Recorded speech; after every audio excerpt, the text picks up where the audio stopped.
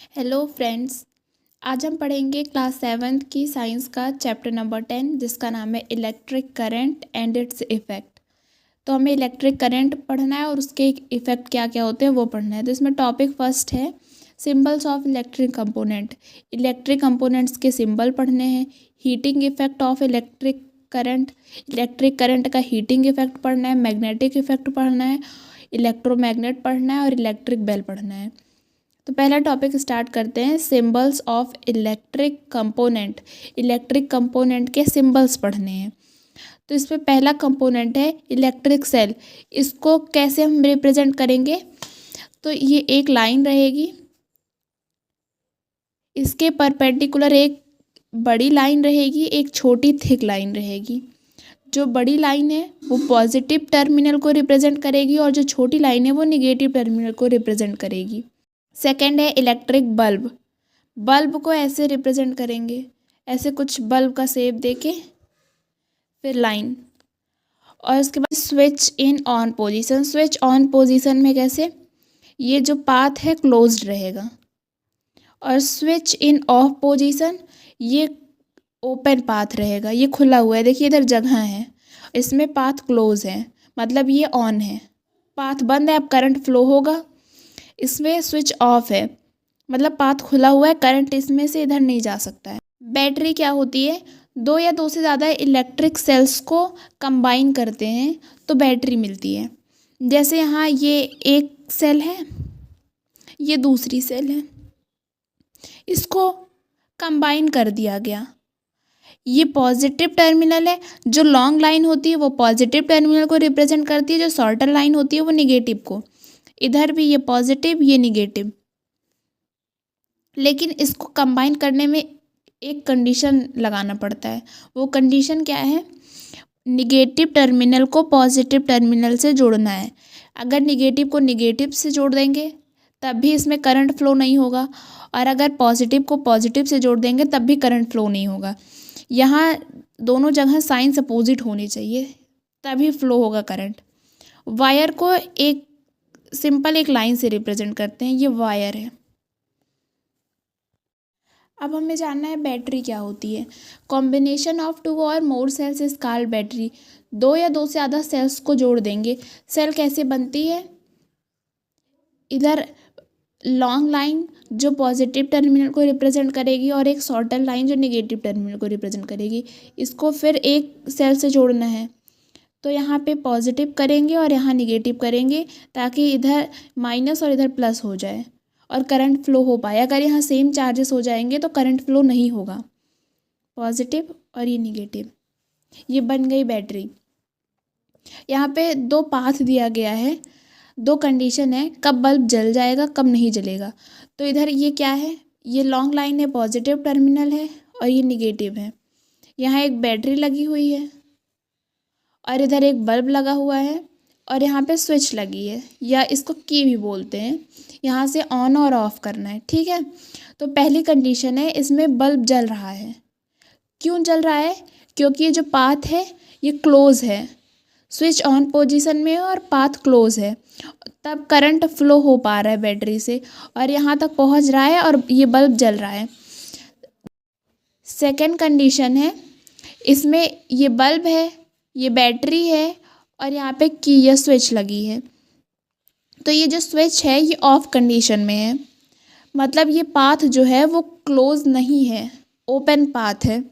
तो फिर इसमें करंट फ्लो नहीं हो पाए। Positive terminal negative terminal, current इसमें फ्लो हो ही नहीं पाएगा क्योंकि ये जो पाथ है ये ओपन है। जब तक पाथ क्लोज नहीं होगा तब तक करंट फ्लो नहीं होगा और ये बल्ब जो है वो जलेगा नहीं। तो इसमें पाथ कंप्लीट है, सर्किट कंप्लीट है, इसमें सर्किट इनकम्प्लीट है यानी ओपन पाथ है। उसके बाद इलेक्ट्रिक करंट की बात हम बहुत ज़्यादा कर रहे हैं। इलेक्ट्रिक करंट होता क्या है जो इसमें फ्लो हो रहा है? The flow of electrons across a conductor is known as electric current. Conductor क्या होता है? जिसमें इलेक्ट्रॉन्स फ्लो हो सकते हैं वो कंडक्टर होता है। इलेक्ट्रॉन किसी कंडक्टर के क्रॉस फ्लो हो रहा है, इसी प्रोसेस को बोलेंगे electric current. Flow of electrons, इसमें इलेक्ट्रॉन्स, इसमें जब ये बैटरी लगी हुई है तो इसमें से ऐसे इलेक्ट्रॉन्स फ्लो हो रहे हैं, बल्ब के पास जा रहे हैं और ये बल्ब जल रहा है। इसमें क्या है, इसमें पाथ ओपन है और इलेक्ट्रॉन्स पूरे जा नहीं पा रहे हैं। इलेक्ट्रिक सर्किट क्या है? A full path for the flow of electric current is referred as electric circuit. Full path मतलब जिसमें इलेक्ट्रिक करंट फ्लो हो सके, ऐसा पाथ, ऐसे पाथ को इलेक्ट्रिक सर्किट बोलेंगे। जैसे कि ये इलेक्ट्रिक सर्किट है, इसमें इलेक्ट्रॉन्स फ्लो हो पा रहे हैं क्योंकि पाथ क्लोज है और इलेक्ट्रॉन फ्लो हो पा रहे हैं, बल्ब जल रहा है, ये इलेक्ट्रिक सर्किट है।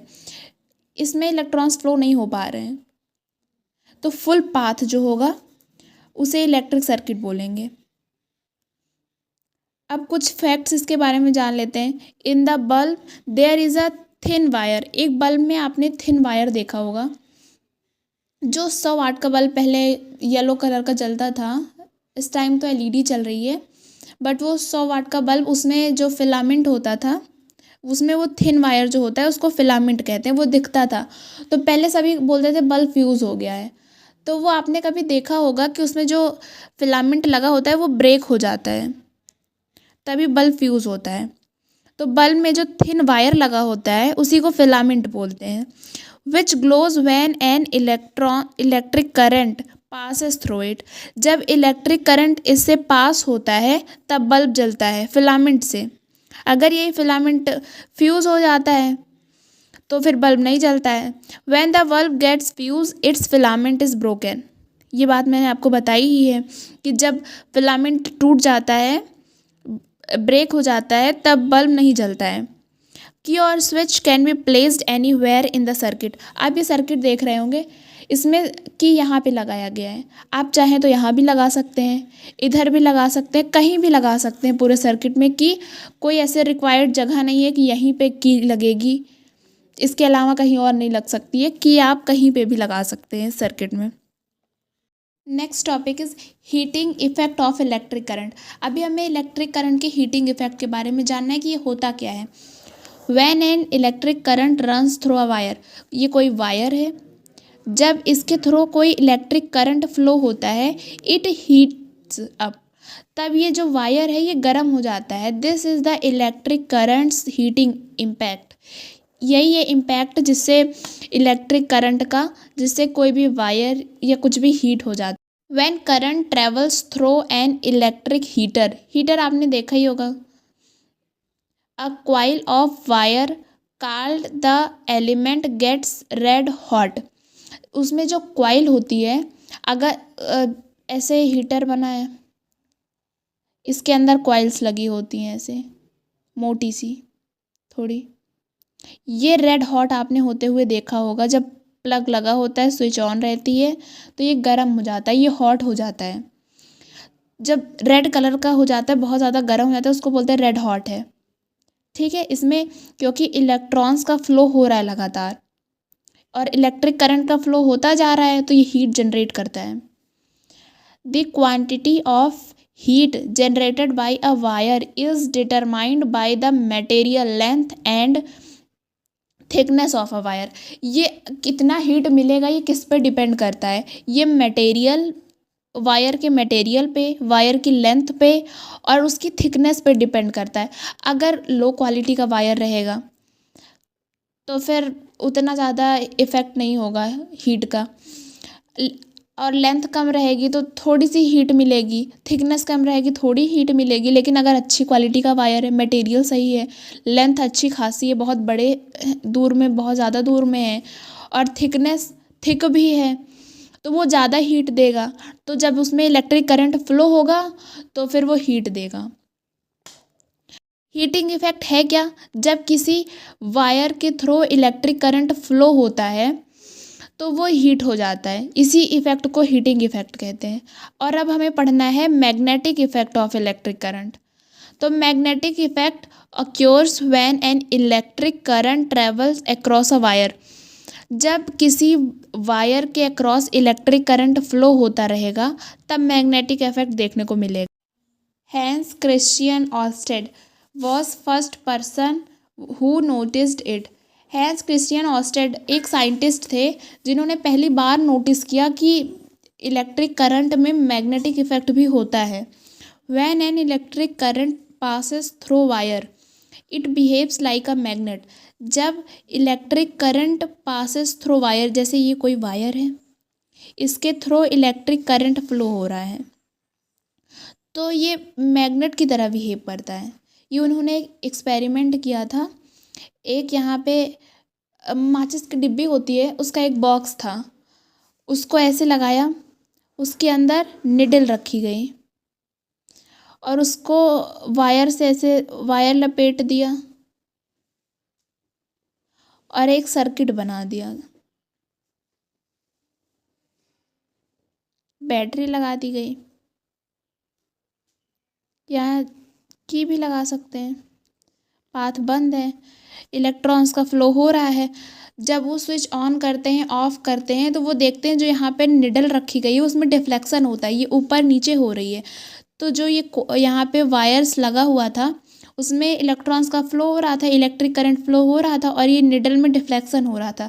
जब वो ऐसा देखते हैं तो कहते हैं ये मैग्नेटिक इफेक्ट है इलेक्ट्रिक करंट का। और अगला टॉपिक है इलेक्ट्रोमैग्नेट्स। इलेक्ट्रोमैग्नेट्स क्या होते हैं?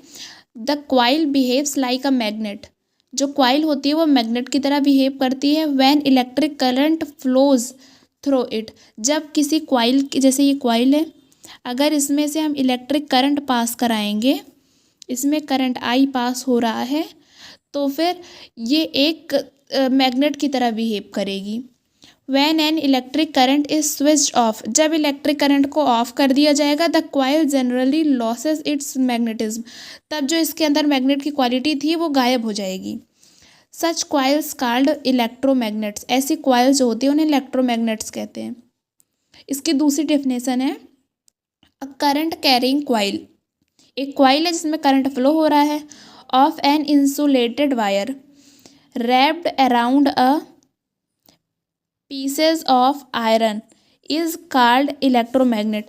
एक आयरन की पीस है और एक इंसुलेटेड वायर, उस पर आयरन की पीस है, इसे एक इंसुलेटेड वायर ऐसे लपेट दिया गया है और फिर इसमें जब करंट फ्लो कराया जाएगा तो ये जो इंसुलेटेड वायर है इसको इलेक्ट्रोमैग्नेट बोलेंगे। इलेक्ट्रोमैग्नेट की तरह बिहेव करेगा क्योंकि जब करंट पास कराओ तब इसमें ये मैग्नेट की क्वालिटी दिखेगी। जैसे करंट पास कराना बंद हो जाएगा तो इसके अंदर जो मैग्नेट की क्वालिटी है वो गायब हो जाएगी।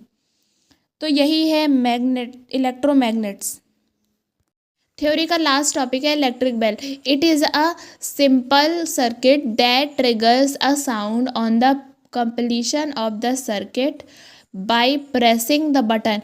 जब सर्किट कंप्लीट रहेगा और बटन प्रेस किया जाएगा तो एक सिंपल सर्किट है, उसमें साउंड प्रोड्यूस होगा। इसमें इलेक्ट्रोमैग्नेट लगा होता है, एक आयरन की हैंडल टाइप कुछ लगा होता है जो कि मेटल से टकराता है और साउंड प्रोड्यूस करता है। यही प्रोसेस होती है इलेक्ट्रिक बेल की। डोर बेल में भी इसका यूज़ होता है। तो थ्योरी का आपका सारा टॉपिक ख़त्म हो गया है। अब हम एक्सरसाइज के क्वेश्चन का अच्छे से एक्सप्लेनेशन भी करेंगे। मैं एक्सरसाइज के क्वेश्चन को सॉल्व करना है। तो पहला इसमें था, पहला मैंने लिखा नहीं है क्योंकि पहले में आपको कुछ एलिमेंट्स दिए गए थे, उनके सिंबल्स बताने थे, तो वो पहले ही हम पढ़ चुके हैं, तो उसके हिसाब से आपको याद होना चाहिए और सिंबल्स आप लिख सकते हैं। सेकेंड क्वेश्चन से हम लोग सॉल्व करेंगे। Draw the circuit diagram to represent the circuit shown in figure. ये ऐसा, एक यहाँ पे बैटरी लगी है, इधर वायर कनेक्ट है एक बल्ब से और ये खुला हुआ है कि ये बंद नहीं है सर्किट, ये ओपन सर्किट है। तो फिर इसको हमें सर्किटल डायग्राम बनाना है इसका। तो फिर पहले एक बैटरी कनेक्ट कर देंगे। ये इधर पॉजिटिव टर्मिनल है, ये निगेटिव टर्मिनल है। तो पॉजिटिव मतलब बड़ा वाला, निगेटिव मतलब छोटा वाला। और एक बल्ब लगाना है इधर, तो बल्ब को कुछ ऐसे करते हैं, ये बल्ब बन गया। उसके बाद फिर की लगानी है, यहाँ की लगा देंगे और की खुली है तो खुली रहेगी और सर्किट पूरा बंद कर देंगे। ये बन गया सर्किट। बैटरी लगाना था उसके बाद बल्ब लगाना था, उसके बाद ये सर्किट ओपन होना चाहिए। थर्ड क्वेश्चन है फिगर 10.22। ये फिगर बना था, इसमें 4 cells fixed on a board, एक बोर्ड में 4 सेल्स फिक्स थी। Draw lines to indicate how we will connect their terminals with wires to make a battery of 4 cells. ये 4 सेल्स थी, इनसे हम बैटरी कैसे बनाएंगे, हमें लाइन के थ्रू रिप्रेजेंट करना है। तो पॉजिटिव है, उसके बाद निगेटिव है, तो पॉजिटिव मतलब बड़ा, निगेटिव छोटा, ऐसे कनेक्ट करेंगे। उसके बाद फिर इस सेल का निगेटिव, ये पॉजिटिव इसके पॉजिटिव से अटैच होगा, फिर पॉजिटिव, उसके बाद फिर अगले का निगेटिव, उसके बाद इसका पॉजिटिव इसके निगेटिव से, फिर इसका निगेटिव इसके पॉजिटिव से, पॉजिटिव देन निगेटिव। एक सेल हो गई, 2 3 और ये चौथी सेल। पॉजिटिव टर्मिनल, निगेटिव, फिर positive negative positive negative positive और निगेटिव, ये बन गई बैटरी। अगला क्वेश्चन है the bulb in the circuit shown in figure 10.23 does not glow, can you identify the problem, make necessary changes in the circuit to make the bulb glow. यहाँ पे 2 bulb लगे हुए हैं, ये जल नहीं रहे हैं, इधर बैटरी लगी हुई है, ये आपको बताना है क्यों नहीं जल रहे हैं। चेंज कर दिया जाए कि ये बल्ब जलने लगे, तो दोनों तरह के प्रॉब्लम को सॉल्व करना है। पहली बात तो बैटरी आपको ही दिख रही होगी, बैटरी जब ही आपने पढ़ा तभी ये जाना कि पॉजिटिव निगेटिव जोड़ना है, पॉजिटिव को पॉजिटिव से अगर कनेक्ट करेंगे तो बल्ब नहीं जलेगा। तो फिर क्या सर्किट बनेगा इसका, इधर बल्ब लगाना है, फिर एक बल्ब, उसके बाद बैटरी कनेक्ट करना है। पॉजिटिव नहीं कनेक्ट होना चाहिए, पॉजिटिव को निगेटिव से, यहाँ निगेटिव है यहाँ पॉजिटिव है, यहाँ अगले का निगेटिव लगाना है, निगेटिव, फिर यहाँ पॉजिटिव, और अब सर्किट बंद कर देना है। अब ये बल्ब जलने लगेगा।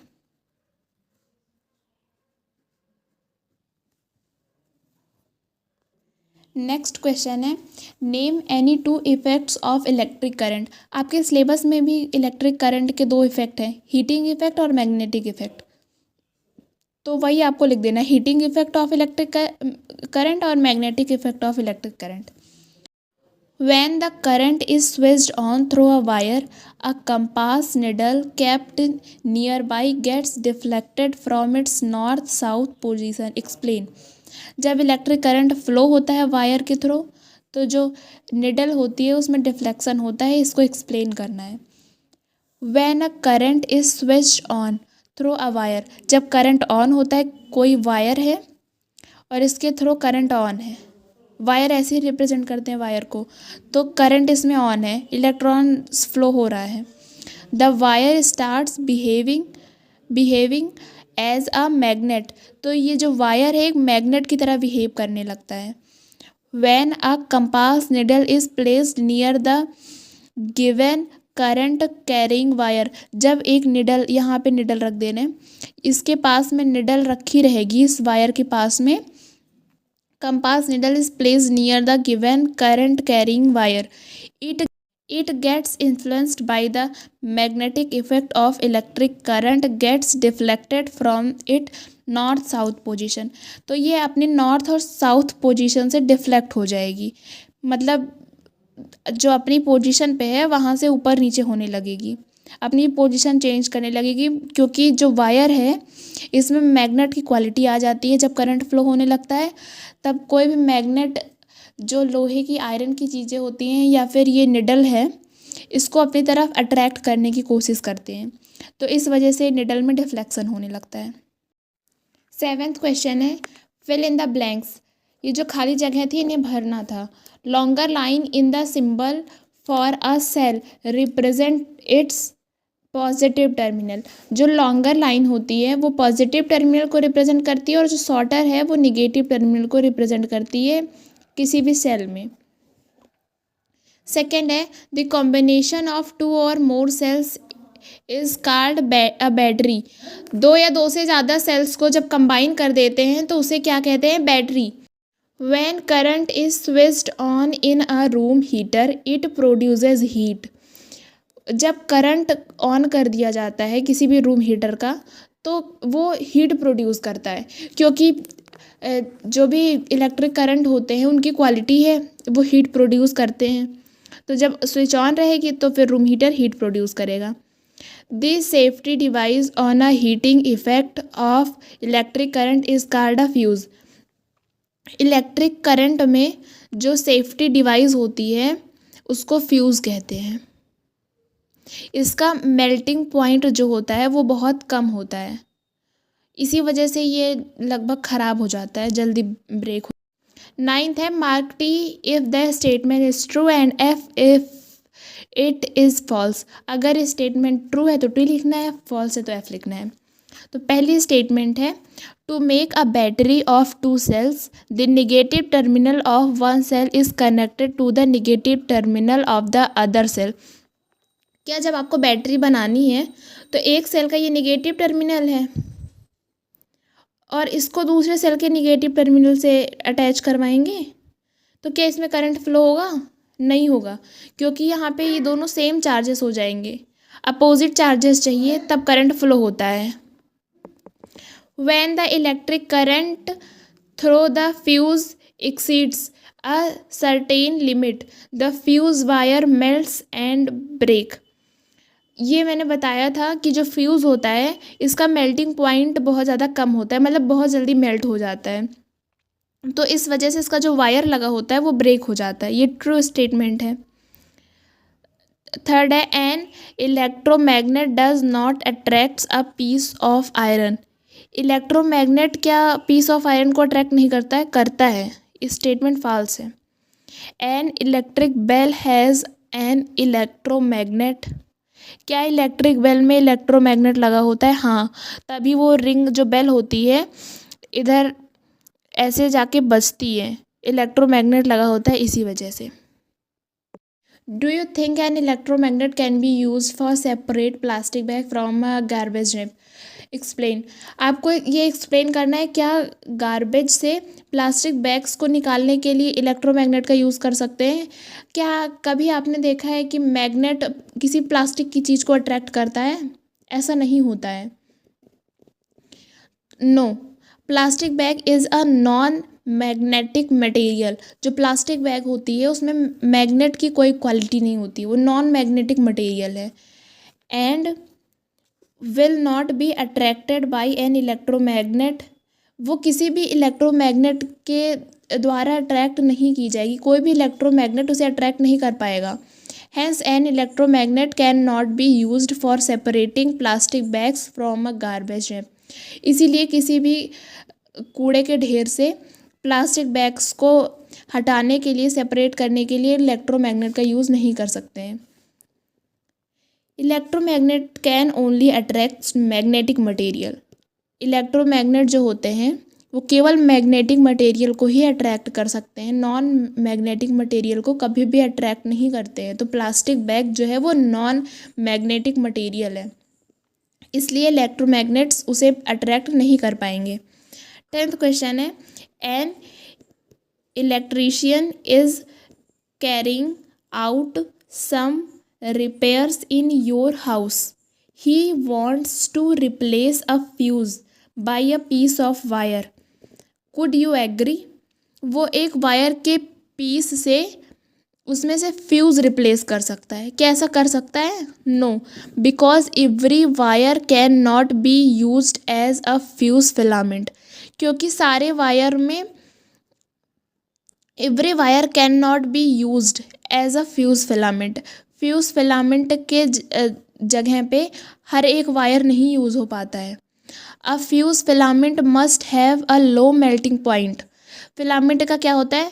मेल्टिंग पॉइंट लो होता है, such that it could melt and break in response of large amount of current. अगर ज़्यादा करंट फ्लो होने लगता है तो ये ब्रेक हो जाते हैं। Most of the wires have high melting points, लेकिन लगभग जितने वायर्स होते हैं उनका मेल्टिंग पॉइंट ज़्यादा होता है। इसी वजह से किसी भी वायर फ्यूज़ की जगह रिप्लेसमेंट करके कोई भी वायर नहीं लगाया जा सकता है। फ्यूज़ की जगह फ्यूज़ ही लगेगा क्योंकि उसका मेल्टिंग पॉइंट लो होता है, और किसी भी वायर का हाई मेल्टिंग पॉइंट होता है, मतलब कि बहुत ज़्यादा करंट देना पड़ता है इसको ब्रेक करने के लिए किसी भी वायर को। लेकिन फ्यूज़ क्या है, थोड़ा सा भी अगर जहाँ ज़्यादा करंट फ्लो होने लगा तो फ्यूज़ ब्रेक हो जाता है। अगला क्वेश्चन है, Zubeda made an electric circuit by using a cell holder shown in figure 14.4, a switch and a bulb. When she put the switch in the on position, the bulb did not glow. Help Zubeda in identify the possible defects in the circuit. आपको जो जुबेदा है वो एक circuit बनाती है, किसकी किसकी help से, वो एक सेल होल्डर का यूज़ करती है और उसमें स्विच लगाती है, एक बल्ब लगाती है, स्विच को ऑन करती है लेकिन बल्ब नहीं जलता, तो उसकी हेल्प कर रही है कि वो बल्ब जला पाए। हम लोग इतना पढ़ चुके हैं कि हम लोग उसकी हेल्प कर सकते हैं कि वो बल्ब कैसे जलाएगी। तो क्या क्या उसकी प्रॉब्लम रही होगी ये आप उसका फिगर बुक में देख लीजिएगा। तो पहली प्रॉब्लम उसकी हो सकती है, rubber band used in cell holder may be not tight enough to keep the two cells in contact with each other. जैसे कि सेल होल्डर होगा, उसमें एक सेल ऐसे लगी हुई है, दूसरी ऐसे लगी हुई है, तो जो भी उसमें रबर बैंड लगा होगा वो सेल को टाइट नहीं कर पा रहा होगा, तो दोनों सेल अच्छे से कनेक्ट नहीं हो पा रही होंगी, इसलिए इलेक्ट्रॉन्स का फ्लो यानी करंट का फ्लो नहीं हो पा रहा होगा, इस वजह से बल्ब नहीं जला होगा। या तो फिर the cells are not connected properly, उसने सेल्स को प्रॉपरली कनेक्ट नहीं किया होगा, मतलब पॉजिटिव को निगेटिव से कनेक्ट करना है लेकिन उसको नहीं पता रहा होगा, उसने पॉजिटिव को पॉजिटिव से कनेक्ट कर दिया होगा या निगेटिव को निगेटिव से कनेक्ट कर दिया होगा, तो ये प्रॉब्लम आई होगी उसके कनेक्शन में। तो वो अगर ऐसा करती है कि रबर बैंड सही से अच्छा हो, उसका जो भी होल्डर है उसमें वो सेल्स टाइटली कनेक्ट हो पाएँ और फिर वो टर्मिनल्स का ध्यान दे प्रॉपरली, तो फिर उसमें करंट का फ्लो होने लगेगा और बल्ब जल जाएगा। This is the last question of this exercise. In the circuit shown in figure, ये सर्किट बनी हुई है, इसके बेसिस पे आपको इन दो क्वेश्चंस के आंसर देने हैं। Would any of the bulbs glow when the circuit is in the of position, ये सर्किट ऑफ पोजीशन में, क्या अभी कोई बल्ब इसमें जलेगा? नहीं, क्योंकि हमने पढ़ा है जब सर्किट क्लोज पोजीशन में होता है, कीज़ ये सारी ऑन होती हैं, तब जाके इसमें इलेक्ट्रॉन्स या करंट्स का फ्लो हो पाता है और तब जाके ये सारे बल्ब जल पाएंगे। तो ये जो यहाँ पे स्विच लगी हुई है ये ओपन है, इसमें इलेक्ट्रॉन्स का फ्लो नहीं हो पाएगा, तो कोई भी बल्ब नहीं जलेगा, नो। सेकेंड क्वेश्चन है, what will be the order in which the bulbs A, B and C will glow when the switch is moved to the on position? मतलब क्या ऑर्डर होगा, कौन सा बल्ब पहले जलेगा या कौन सा बाद में जलेगा, क्या ऑर्डर होगा बल्ब्स के जलने का जब स्विच ऑन पोजीशन में होगी, जब इसको बंद कर दिया जाएगा तो कौन सा पहले जलेगा, क्या ये जलेगा या फिर ये या ये, तो वो बताना है। बल्ब्स विल ग्लो साइमल्टेनियसली, लगातार बल्ब जल जाएंगे, मतलब ऐसा कुछ नहीं होगा कोई पहले जल रहा है कोई बाद में जल रहा है, ऐसा कुछ नहीं होगा, सभी लगातार जलेंगे। इस एक्सरसाइज के सारे क्वेश्चन ख़त्म हो चुके हैं और मैंने थ्योरी भी पढ़ाई है। अगर आपको इसमें से कोई डाउट हो तो आप कमेंट कर सकते हैं, और वीडियो पसंद आई हो तो वीडियो को लाइक करिए और चैनल पर नए हैं तो चैनल को सब्सक्राइब करिए। Thank you.